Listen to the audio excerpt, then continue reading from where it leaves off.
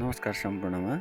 आज हामी सामाजिक विषय अध्ययनको चाहिँ पाठ योजना बनाउने कसरी बनाउन सकिन्छ भन्ने बारेमा चाहिँ अलि चर्चा गर्नेछौँ। मैले एउटा नमुनाको रूपमा एउटा पाठ योजना तयार गरेको छु जुन प्रेजेन्टेसन सहितको छ र अन्तिममा तपाईँलाई म पाठ योजना समेत देखाउने छु। पाठ योजना कसरी बनाउँछ, पाठ योजनामा के कुराहरू पर्छ र शिक्षण सिकाइ क्रियाकलापमा के पर्छ, त्यस्तै गरेर मूल्याङ्कन र गृह कार्यका लागि के कस्तो प्रश्नहरू दिन सकिन्छ त दिन मिल्छ भनेर चाहिँ अलिअलि नलेज सेयरिङ हुने गरेर मैले यो भिडियो बनाउँदैछु। र यता हामी हेर्न सक्छौँ जस्तो स्लाइड प्रेजेन्टेसन गर्दाखेरि हामीले विषयहरू उल्लेख गर्नुपर्ने हुन्छ। त्यस्तै गरेर कक्षा, अब कुन कक्षामा हो, मैले चाहिँ 7 कक्षाको बनाएको छु है। त्यस्तै गरेर कुन मितिमा बनाएको, अझ यसमा हामीले जोडेर लेख्न सक्छौँ प्रेजेन्टर होइन। अब कसले चाहिँ प्रशिक्षार्थी शिक्षकको नाम चाहिँ के हो भनेर हामीले दिन सक्छौँ होइन। यस्तै गरेर सेकेन्डमा अब यसरी हामीले यसलाई चार्ट मार्फत पनि विभिन्न कुरालाई चार्ट मार्फत पनि हामीले प्रेजेन्ट गर्न सक्छौँ।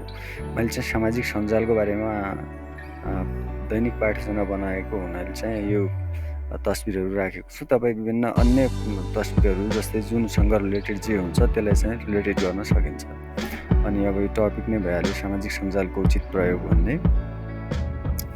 अब त्यही सामाजिक सञ्जाल के हो त वास्तवमा होइन। सामाजिक सञ्जाल भनेको इन्टरनेटको माध्यमबाट व्यक्तिहरूलाई विचार, जानकारी, अनुभव र सामग्री साझा गर्न र अन्य व्यक्तिहरूसँग सम्पर्कमा रहन सहयोग गर्ने एउटा प्लेटफर्मको रूपमा चाहिँ सामाजिक सञ्जालले लिन सकिन्छ। यी विविध यस्ता विविध परिभाषाहरू हामीले त्यो हाम्रो टाइटलसँग रिलेटेड भएर विभिन्न बनाउन सक्छौँ। त्यस्तै गरेर मैले अर्को बनाएको छु सामाजिक सञ्जालको उचित प्रयोग होइन। सामाजिक सञ्जाल के हो र यसको उचित प्रयोग कसरी गर्न सकिन्छ, कुन कुरामा चाहिँ यसलाई जोड्न सकिन्छ भनेर बनाउन सकियो। किनकि मेरो पाठको उद्देश्य नै त्यही हो नि त। वास्तवमा विशिष्ट उद्देश्यमा जे छ त्यो त हुनु पर्यो।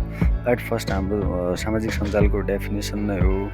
किनभने त्यसको डेफिनेसन नै थाहा छैन भने सामाजिक सञ्जालको प्रयोग कसरी गर्ने भन्ने बारेमा थाहा हुँदैन। ओके, मैले चाहिँ सामाजिक सञ्जालको उचित प्रयोग कसरी गर्न सकिन्छ भनेर एउटा खाका मात्रै बनाएको छु। योभन्दा अन्य नि हुन सक्छन् है।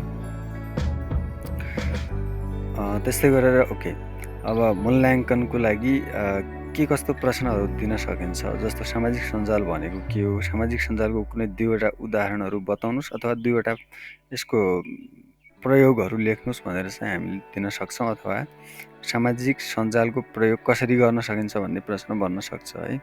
त्यस्तै गरेर गृह कार्य दिँदाखेरि अलिक गृह कार्यलाई चाहिँ विश्लेषणात्मक रूपमा चाहिँ हेर्ने गरिन्छ। किनकि भनेको के हो, महत्त्व उल्लेख गर्नुहोस् भन्नुभन्दा नि जस्तो मैले एउटा बनाएको छु, तपाईँको घरमा प्रयोग भएको सामाजिक सञ्जालको कुनै एक माध्यमको बारेमा लेखेर ल्याउनु होला।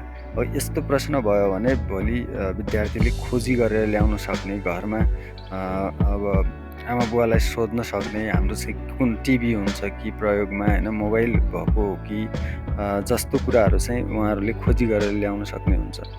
ओके, अब हामी तपाईँलाई मैले यसको पाठ योजना कसरी बनाएको छु भन्ने बारेमा देखाउन गइरहेको छु। यसको पाठ योजना बनाउँदाखेरि चाहिँ मैले यसरी बनाएको थिएँ। पाठ योजना होइन, दैनिक पाठ योजना नम्बर 1। अनि अब त्यसमा हुनुपर्ने कम्पोनेन्टहरू त लेख्नै पर्ने हुन्छ हामीले होइन। विद्यालय कुन हो, कुन कक्षामा, कुन विषय होइन, अब त्यसको पाठको शीर्षक के हो अथवा मिति र कुन समयमा, एवं अब विद्यालयमा चाहिँ कतिजना विद्यार्थीहरू छन् त्यो सबै हेर्नुपर्ने हुन्छ। खास भनेको यसमा विशिष्ट उद्देश्य बनाउँदाखेरि हामीले के कुरामा चाहिँ ध्यान दिनुपर्छ भन्ने कुरो हो। अब विशिष्ट उद्देश्यमा हामीले यस पाठको अन्त्यमा विद्यार्थीहरू निम्न कार्यमा सक्षम हुनेछन् भनेर त हामीले थाहा छ त्यो। तर यसको उद्देश्य बनाउँदाखेरि अलिक मेजरेबल टाइपको चाहिँ उद्देश्य हुनुपर्ने हुन्छ। सामाजिक सञ्जालको अर्थ बताउन मैले एउटा मात्रै लिएको छु है। तपाईँहरू यसलाई जोड्न सक्नुहुन्छ। सामाजिक सञ्जालको अर्थ बताउन, अनि सँगै खमा हामीले के राख्न सक्छौँ, सामाजिक सञ्जालको प्रयोगबारे थाहा पाउन, अथवा थाहा पाउन त नभनौँ यसलाई, सामाजिक सञ्जालको उचित प्रयोग गर्न भनेर चाहिँ हामीले लेख्न सकिन्छ है। थाहा पाउन भनेर अब थाहा कसलाई छैन र।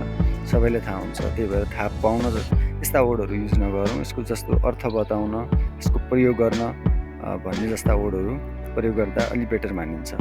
त्यस्तै गरेर शिक्षण सामग्रीमा चाहिँ मैले लिएको शिक्षण सामग्री के छ भने सामाजिक सञ्जालको अर्थसहितको चार्ट। सामाजिक सञ्जाल के हो भनेर भन्नु पर्यो एट फर्स्ट होइन। मैले भर्खरै प्रेजेन्टेसन देखाएँ हजुरहरूलाई।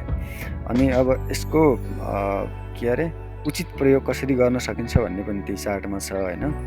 थप हामीले यसलाई व्हाइट बोर्ड अथवा डिस्कसनहरू पनि गराउन सक्छौँ।